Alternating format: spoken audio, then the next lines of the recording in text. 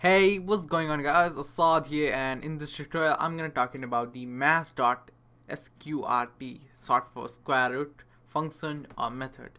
So what it does, it returns you the square root of a number, which is of course your arguments.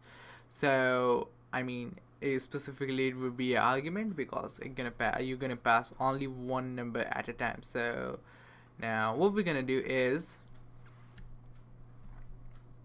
remove all of stuff here and just show you a magic of the math object. So log it on a console and math dot sqrt and paste anything, something like 8, and it gonna returns you the square root of that. So if I paste 16, it's gonna be 4 here. See, so this is what it does. And now remember the best formula for the square root. I know you find it by now.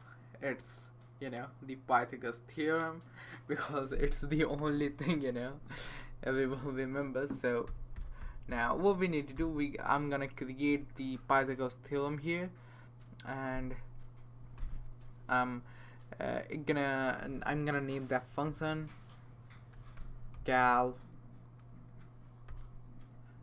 hypotenuse and short for cal h. So and pass string, parameter a and b of numbers, and then I'm gonna return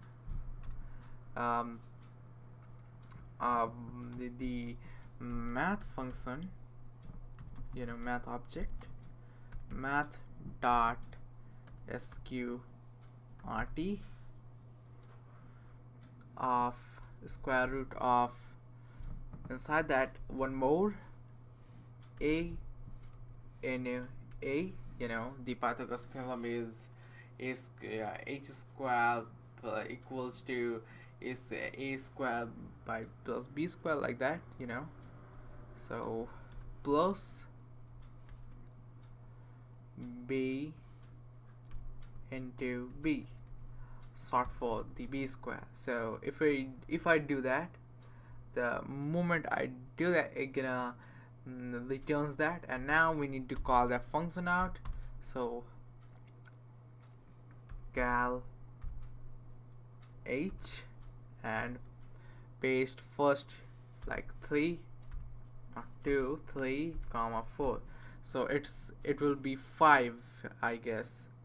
So because 3 square is 6 and 4 square is 9 plus 16, it would be 25, and square root of that would be 5. So log it on the console, 5. So this is what it does. Hope you guys understand. That's it for today's video, guys. See you guys in the next tutorial.